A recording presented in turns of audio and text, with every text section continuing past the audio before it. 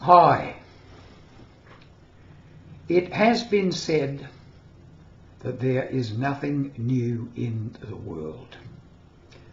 So in this video on retirement, you could well have heard the sort of information I'm going to bring you before, and from many other people who talk on retirement. There's a particular person who depicts retirement as crossing a bridge.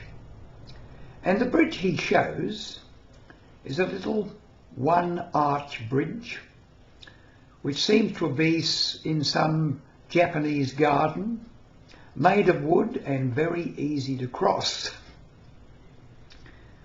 But the bridge I'm thinking about when we come to retirement is entirely different.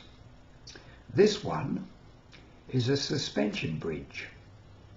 It's rickety, there are gaps in the planks, and it can be pretty precarious when you are crossing it from your place of work to what you hope will eventually be Shangri-La, or a beautiful, contented retirement. So what are these 5 things? Most people think immediately of finances. Can I afford it? But no, I'm going to make number 1, the most important thing in retirement, is your physical health. Now, if you're approaching that bridge on retirement and you're already on a walker or in a wheelchair or hobbling on a walking stick, it's going to be that much harder to cross the bridge, because there are many chances that you will fall off of it, fall through the gaps, and land in the what you might call the valley of discontent or disillusionment or even depression. You notice how so many words begin with D? Despair, disconsolate. I think you know what I mean. So it behooves us, if we can. Now I realise there are people who are already in wheelchairs and on walkers and using a walking stick, and I don't intend to disparage them in any way. This is the way it is. But if you're not, if you're already in pretty good health and you're in, say, your 50s and you expect to retire at 60 or thereabouts, work on your physical health now. Start right now, today. And the physical health includes such things as stamina, in other words, being able to walk a fair distance, mount up and down stairs with no real trouble. Another point, of course, is having muscular strength, good bones, bones that won't snap so easily or readily, because as we get older, this can happen if we don't look after our bone strength. And how do we look after our bone strength? By weight-bearing exercise. This is something I learned many years ago, and consequently I started training at the gym at 20, and at 88 I still train at the gym a couple of times a week. So that's one point of it. Also, of course, is flexibility. Keep your spine supple. Being able to stand up and bend over and touch your toes. Not many people can do that, but you should work on it whilst you can, getting further and further until when you do retire, you can bend over and touch your toes because your spine is supple enough for you to do it. So they're 3 aspects: keeping the body supple, keeping the bones strong, keeping the breathing right, so that you can enjoy the physical aspects of being retired, because you could be retired for a long while. So you need to maintain that health. Do not think I'll go to the gym and get fit. Think I'll go to the gym and stay fit. In other words, you'll keep it up all the time. Don't stop. Your body will tell you when you can no longer walk to the gym. And by the way, if the gym's only 10 minutes away, walk to it. Don't drive. Walking is one of the best exercises of the lot. Okay, what's the next one? Mental health. Mental health. We all know that people lose their short-term memory, or it gets worse as we get older. Make a point to remain aware of what you are doing. It's quite normal for people to forget people's names or even forget where they put the keys, etc. Always get into the habit of putting keys and things like that in the usual place so that you don't put them in that special secret place, carefully put away and then forgotten where it was, because that's another thing that people do often in retirement. Get into the habit of placing things habitually in so that it's second nature to be able to find them quickly.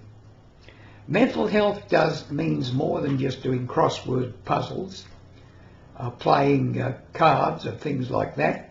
Not that there's anything wrong with that, but mental health really means continuous lifelong learning.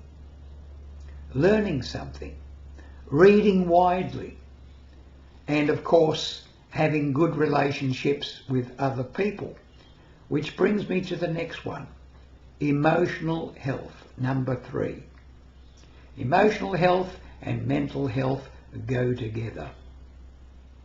We know that even the way we think in our mind in words can have a deleterious effect on us or an uplifting effect on us.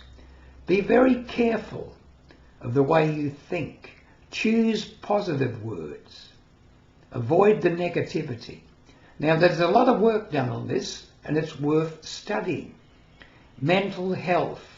It means that you can adjust to the situation. You're not worried about meeting strangers.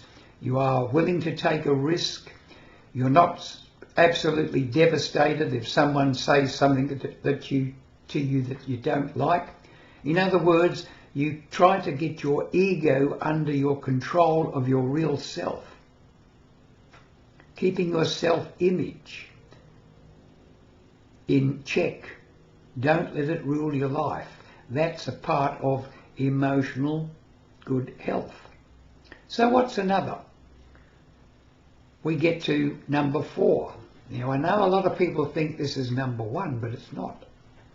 It's financial health. How much money do you need? My dear old mother once said to me years ago, nothing to do with, this is to do with life in general. Enough is as good as a feast. Enough is as good as a feast. You will know whether you can live on the money you've got. You might have to readjust your lifestyle somewhat. You might have to live a little bit more frugally than you used to. So start living a little bit more frugally now. If you're 50 or so, start putting more money into superannuation and savings so that when you do retire, you can live at roughly the same standard of living you're living at now. My financial advisor asked me when I retired, how would you like to live in retirement? And I said, well, I'd like to live roughly at the same standard I live now, thinking I wouldn't be able to do it. He said, yes, you can do that. We can work it out so that you can live at a reasonable standard.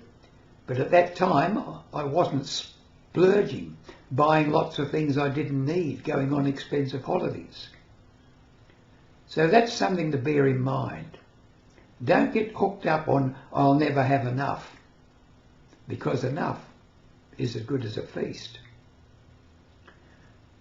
Okay, and the final one, probably the most important one, I think, is what I call the spiritual aspect. Now this has nothing to do with religion, unless you're a religious type and you enjoy your religious, whatever you do, going to church and so forth. This has to do with your life philosophy. What do you think it's all about? What is my purpose in life? Finding your purpose, whatever it might be, and it changes over time.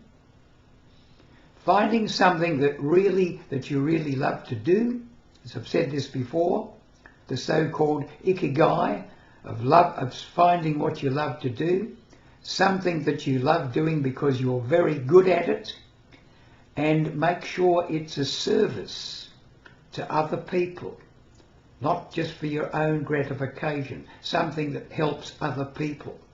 And the fourth part will be the reward you will get.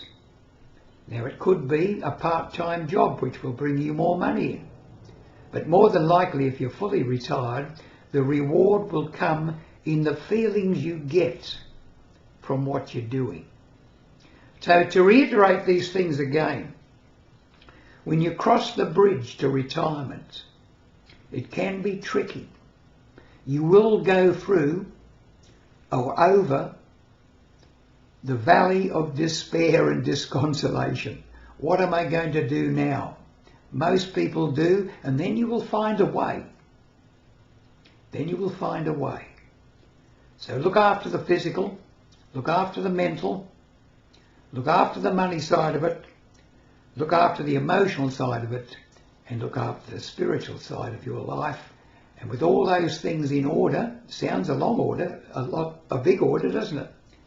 But you can do it. Lots of people have, and so can you too.